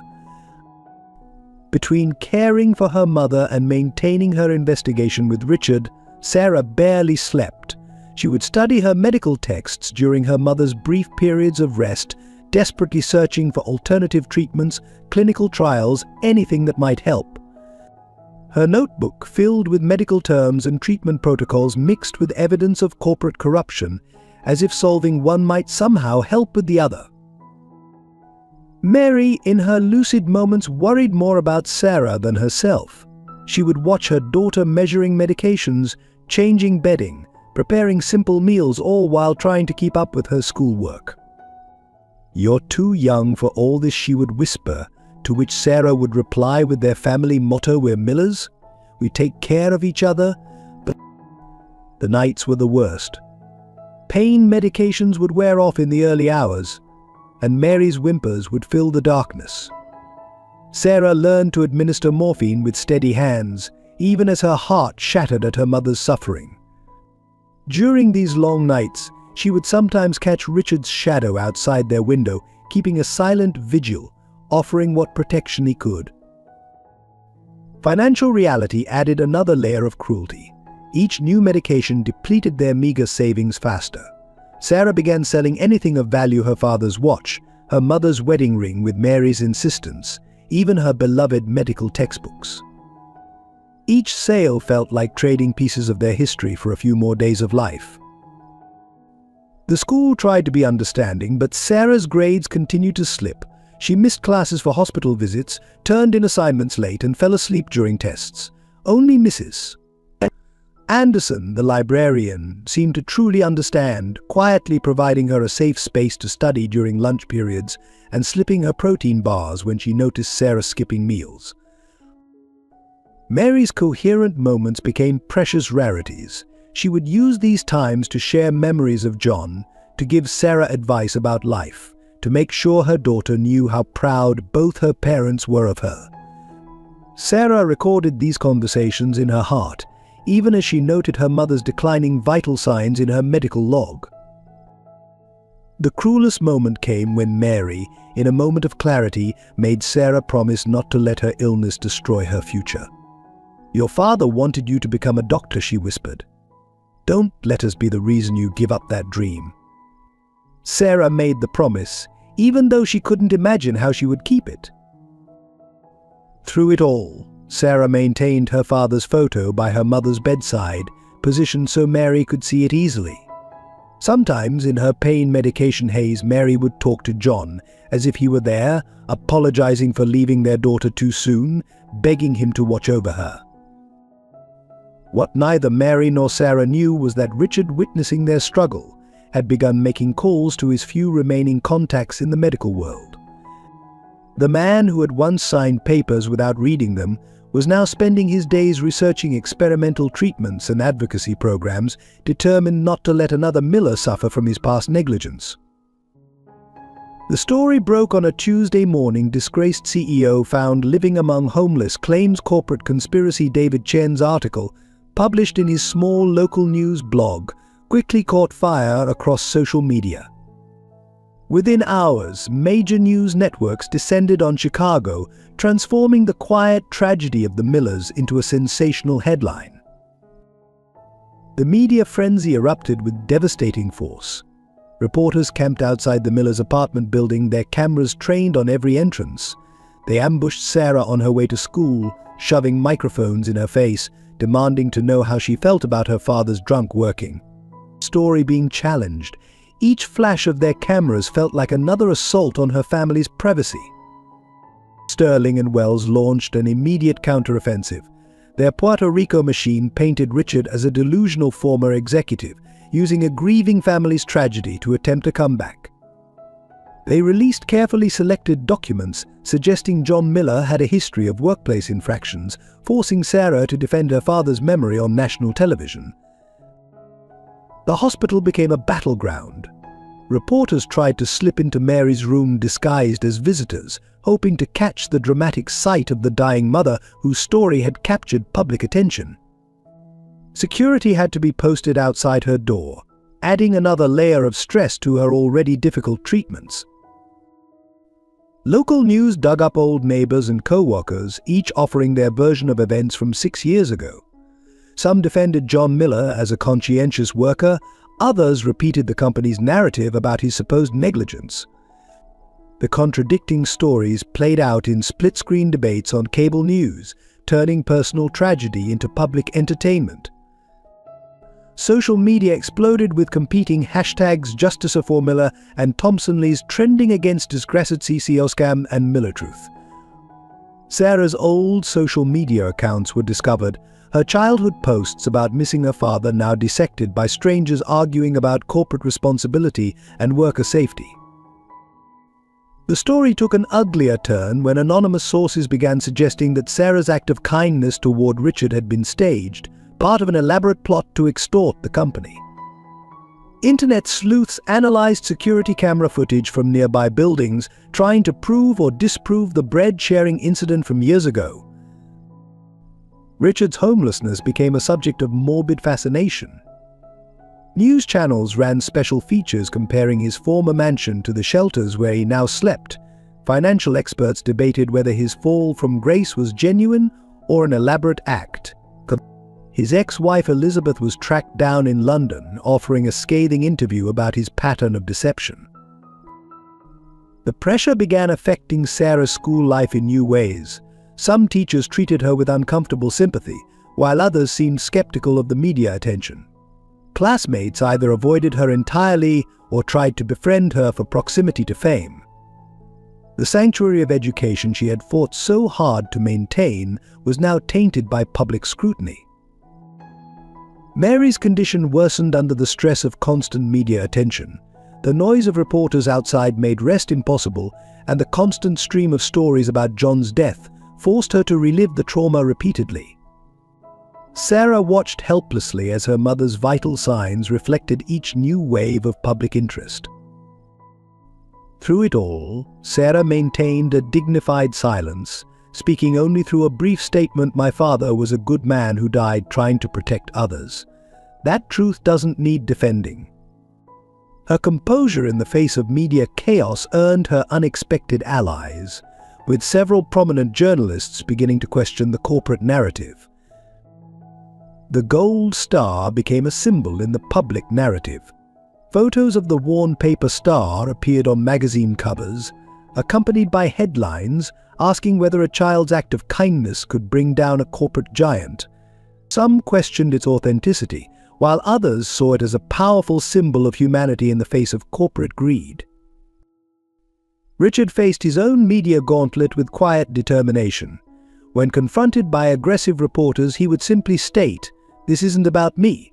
It's about justice for the Miller family and every other worker who has been silenced." His refusal to engage in personal vindication slowly began shifting public perception. The media circus threatened to overshadow the real issue, the ongoing corruption at Thompson Construction and the lives still at risk. Sarah and Richard watched as their careful investigation became fodder for 24-hour news cycles, their evidence dissected by talking heads who missed the human cost behind the headlines. Yet amid the chaos, something unexpected began to emerge. Workers from other construction companies started coming forward with similar stories. Families who had lost loved ones to corporate negligence began connecting with each other. What had started as one family's tragedy was becoming a movement for worker safety and corporate accountability. The full impact of past decisions crashed down on all parties involved as Mary Miller's condition deteriorated and the media storm intensified. For Richard Thompson, each visit to the hospital was a stark reminder of how his previous negligence had set these tragic events in motion. The sight of Mary's frail form in the hospital bed, connected to machines that beeped with mechanical indifference, forced him to confront the human cost of corporate indifference. Sterling and Wells felt the pressure mounting as their carefully constructed facade began to crack. Former employees, emboldened by the media attention, started coming forward with their own stories of corruption and coercion.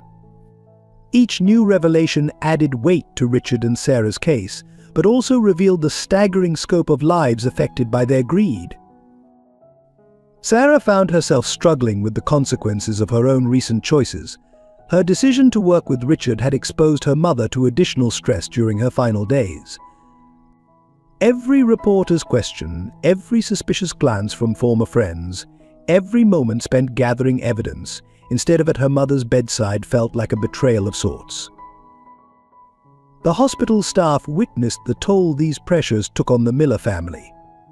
Nurses who had grown fond of Sarah noticed her increasing exhaustion, the dark circles under her eyes deepening as she tried to balance her mother's care with the growing demands of their fight for justice.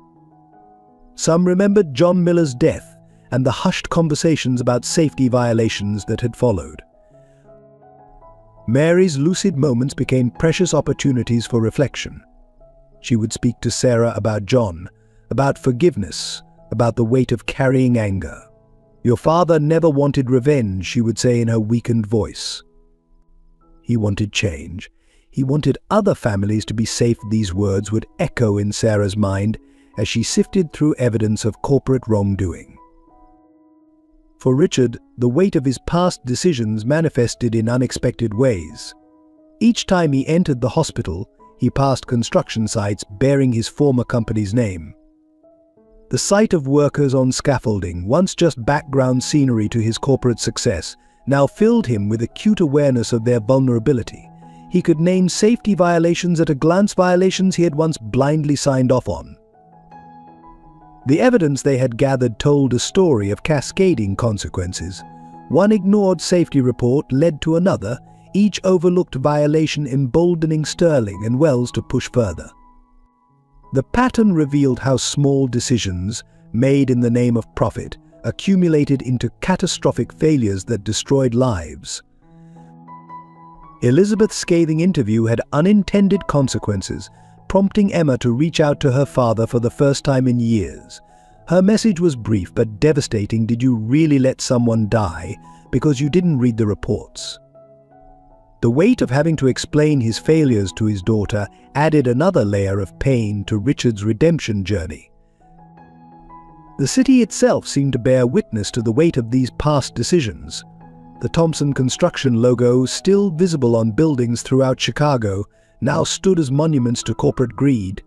Workers at active sites began wearing black armbands in solidarity with John Miller's memory, a silent protest that spoke volumes about the impact of past negligence. Sarah's school records revealed another kind of consequence. Her grades, once exemplary, showed the exact moment her father's death had derailed her academic journey. Teachers' notes documented her transformation from a carefree child to a student bearing adult responsibilities. Each missing assignment and dropped grade was a direct result of choices made in corporate boardrooms years before. Mary's medical files told their own story of consequences.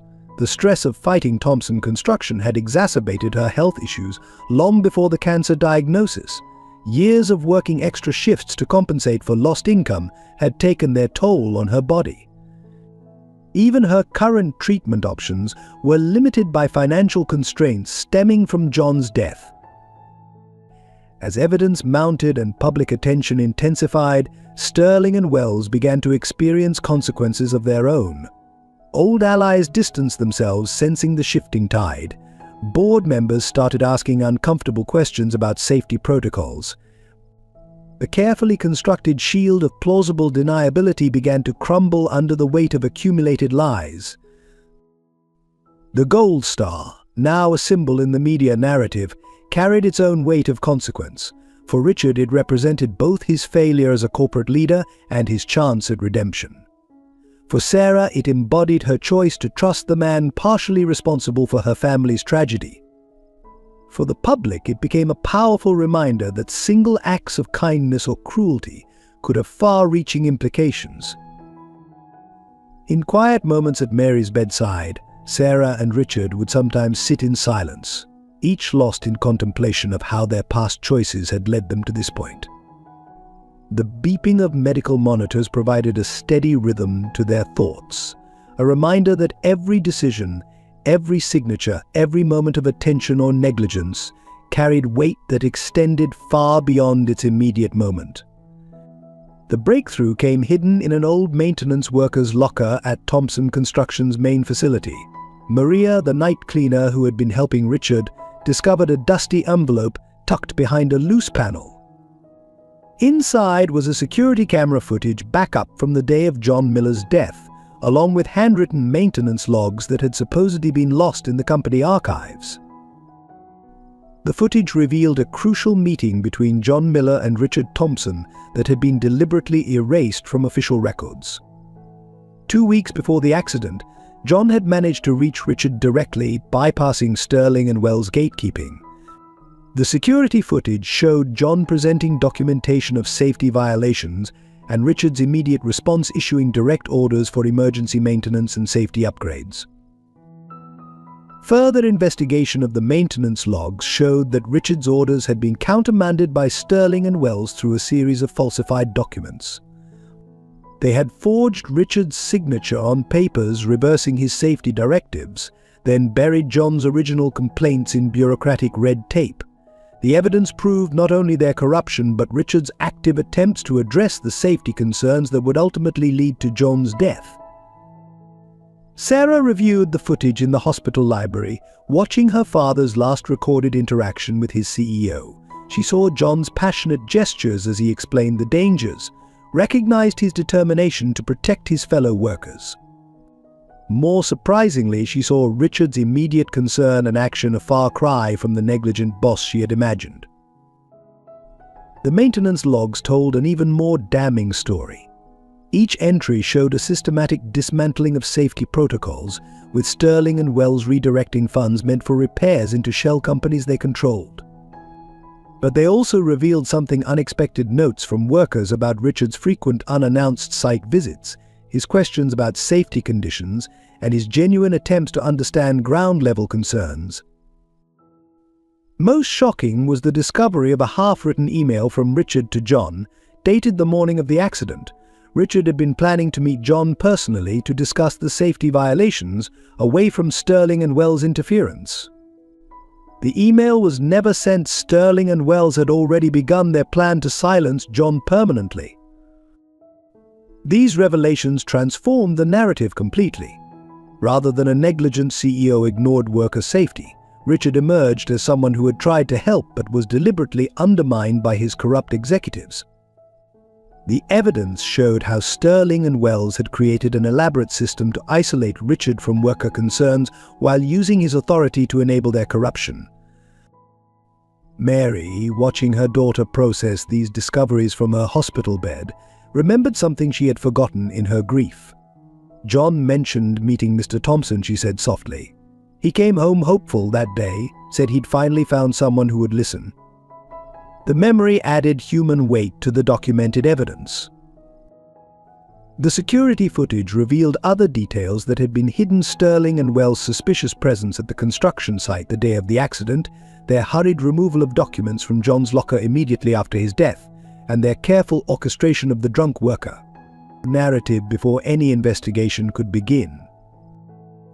For Sarah, watching her father's last recorded moments alive, passionate, fighting for worker safety brought both pain and pride.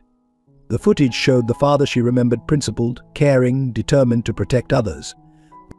It also showed him being heard and supported by the man she had once blamed for his death. Richard, viewing the evidence with Sarah, finally understood the full scope of his executive's betrayal. They hadn't just killed John Miller, they had deliberately prevented Richard from saving him, then used his death to begin their takedown of Richard himself. The realization brought both clarity and renewed determination to expose the truth. This new evidence did more than just clear Richard's name, it provided the missing link between past and present corruption at Thompson Construction. The same methods used to silence John Miller were still being employed against other workers, creating a clear pattern of ongoing criminal behavior that could finally bring Sterling and Wells to justice. The dominoes began falling on a Monday morning when David Chen published a comprehensive expose on his news blog, backed by the evidence Sarah and Richard had gathered. Within hours, federal investigators arrived at Thompson Construction's headquarters, armed with search warrants and a clear understanding of what they were looking for. Sterling and Wells' carefully constructed world unraveled with stunning speed. The maintenance logs provided a direct paper trail of their corruption, showing how they had systematically diverted safety funds into private accounts. The security footage proved their deliberate efforts to silence whistleblowers, including their role in John Miller's death. Their former allies turned quickly. Mid-level managers facing potential criminal charges began cooperating with investigators. Each new testimony revealed another layer of the conspiracy: falsified safety reports, bribed inspectors, threatened workers, and countless near misses that could have resulted in more deaths. The most damning evidence came from their own computers. Despite their attempts to delete incriminating files, forensic investigators recovered years of correspondence documenting their scheme. Emails showed their calculated plan to frame Richard, their manipulation of evidence after John's death, and their ongoing efforts to maintain their corrupt system. Workers currently employed at Thompson construction sites began coming forward en masse. They shared stories of being forced to work in unsafe conditions, of retribution against those who complained, of injuries covered up and families threatened into silence. Each testimony reinforced the pattern established by John Miller's case.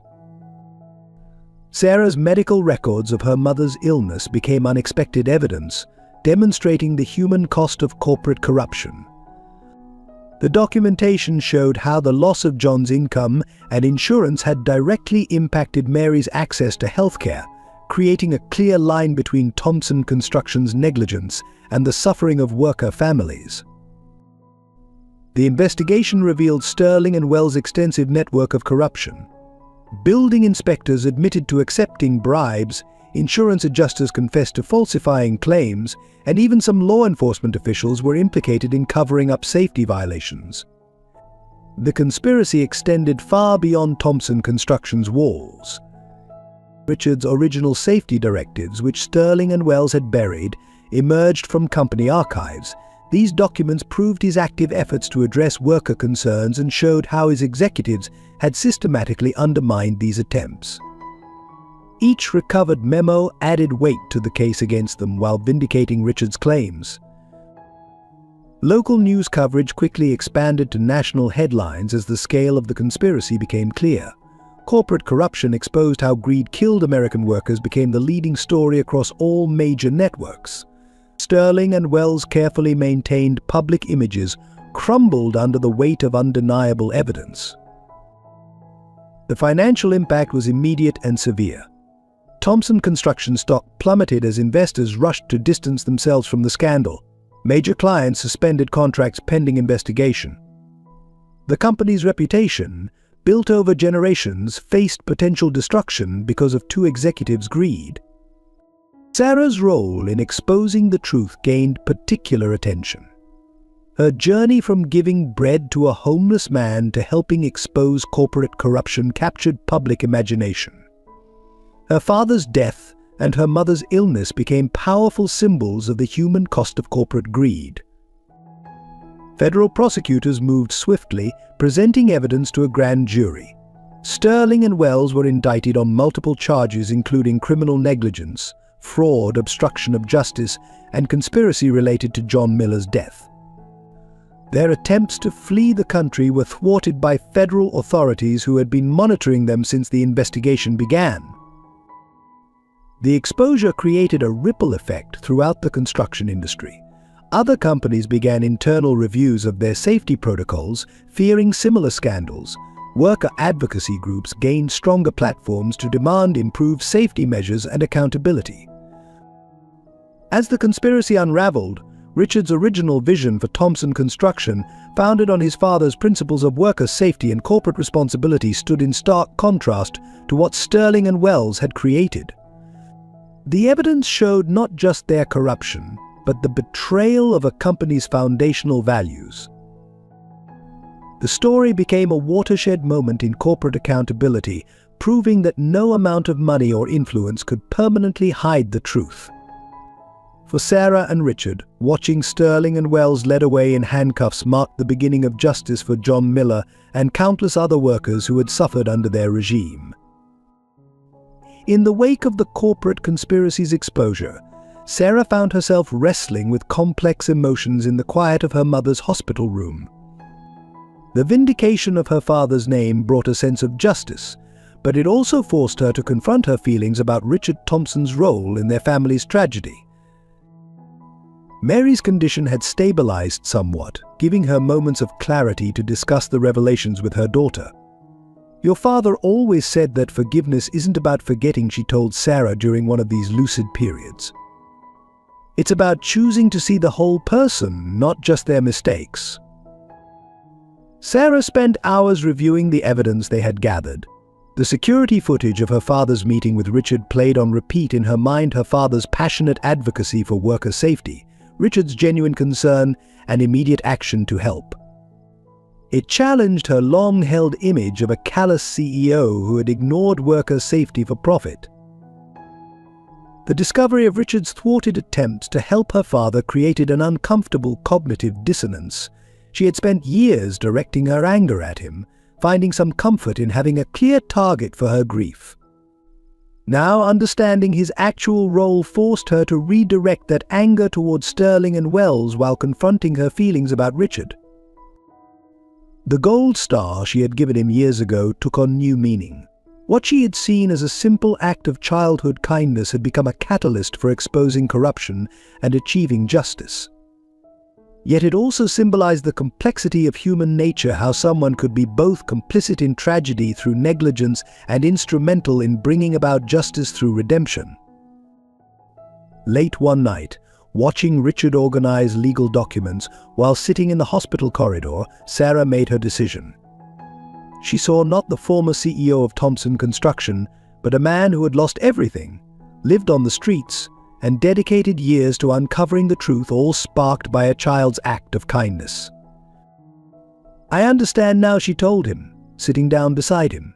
"You're not the man who failed to prevent my father's death. You're the man who helped me prove why he died." The distinction was crucial to her ability to move forward, to channel her energy into ensuring other families wouldn't suffer as hers had. Their shared mission to expose Sterling and Wells had created an unexpected bond. Sarah recognized that working with Richard wasn't betraying her father's memory, it was honoring it by fighting for the safety measures he had died trying to implement. The media attention brought pressure to tell their story differently, to paint Richard as either a complete villain or a total hero. But Sarah insisted on telling the complex truth about a man who had failed through negligence, fallen through corruption, and found redemption through a child's kindness. Mary's perspective proved crucial to Sarah's decision. "Your father would be proud," she said, watching news coverage of the conspiracy's exposure. "Not just of exposing the truth, but of your ability to see beyond anger to what really matters, protecting other workers and their families." As federal prosecutors prepared their case against Sterling and Wells, Sarah made peace with her role in the story. She would testify not just about her father's death, but about the transformation she had witnessed in Richard Thompson, from the CEO who had failed her father to the ally who had helped achieve justice. The gold star, now framed alongside a photo of her father, served as a reminder that justice and healing often came through unexpected channels. Sarah's decision to work with Richard hadn't erased the past, but it had helped create a future where her father's death might prevent other families from experiencing similar tragedy. The federal courthouse buzzed with tension on the morning of Sterling and Wells' sentencing. After a grueling 3-week trial that had captured national attention, justice was finally within reach.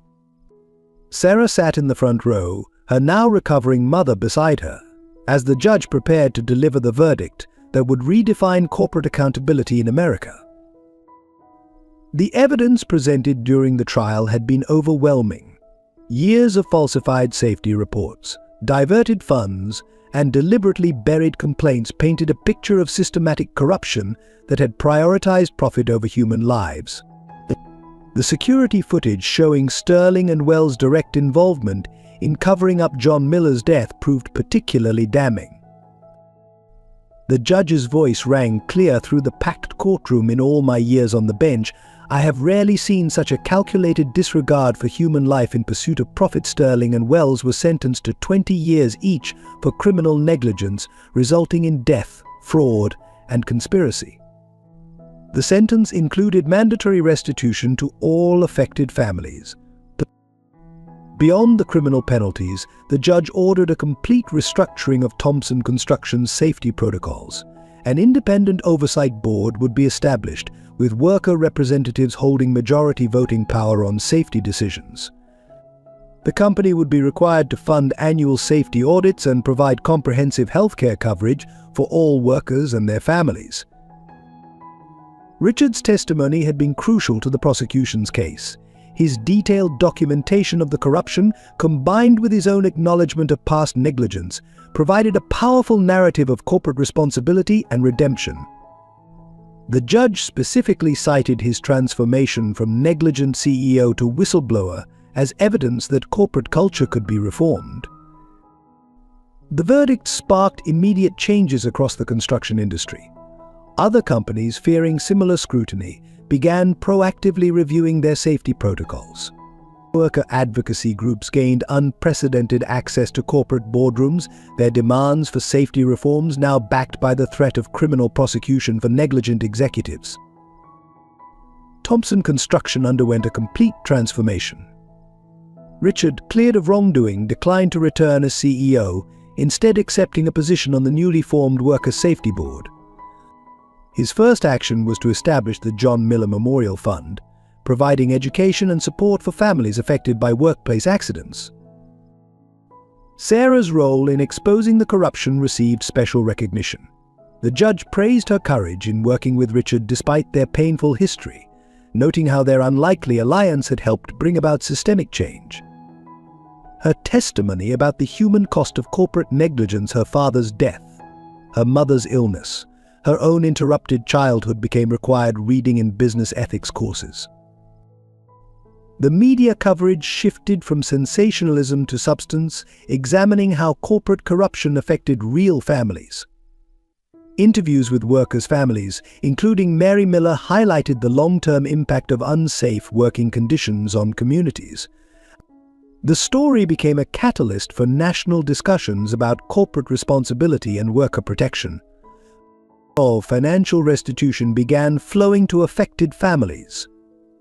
Mary's medical treatments were fully covered, allowing her access to experimental therapies that had previously been out of reach. The Miller family home was saved from foreclosure, and a trust was established to fund Sarah's medical education. Sterling and Wells' network of corruption crumbled in the wake of their conviction. Building inspectors faced criminal charges, corrupt officials were removed from office, and companies that had enabled their scheme faced hefty fines and increased scrutiny. The message was clear: corporate corruption would no longer be treated as merely a cost of doing business. The courtroom victory represented more than just punishment for past crimes. It established new precedents for corporate accountability. Executives could no longer hide behind ignorance or delegation of responsibility. The judge's ruling made it clear that leadership came with an obligation to ensure worker safety, backed by the force of criminal law. As Sarah and Mary left the courthouse, they were met by a group of construction workers wearing black armbands in memory of John Miller. The workers' children held signs reading "Thank you, Sarah" and "Justice for all workers." The sight of families standing together, demanding accountability and celebrating justice, proved that John Miller's death had sparked a movement for lasting change. The spring following Sterling and Wells' conviction brought more than just justice. It ushered in a season of healing for both the Miller and Thompson families. Mary's health improved dramatically with access to advanced treatments, her recovery mirroring the renewal happening around them. Sarah celebrated her 18th birthday in her mother's hospital room, but this time the atmosphere was different. Richard had arranged for specialists from across the country to consult on Mary's case, and their innovative treatment protocol was showing promising results. The room was filled with flowers, cards from supporters, and something that had been missing for years: hope. Emma Thompson, witnessing her father's redemption through media coverage, reached out to reconnect.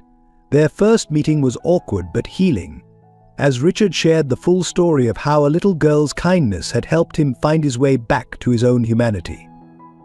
Emma began spending weekends in Chicago, slowly rebuilding her relationship with her father, while forming an unexpected friendship with Sarah. But Mary's perspective proved crucial to the healing process. During her recovery, she shared stories about John that helped both Sarah and Richard understand him better, not just as a victim of corporate greed, but as a man who had fought for worker safety out of genuine concern for others. These stories helped Richard see how his past actions and inactions had affected real families. The healing extended beyond their immediate families.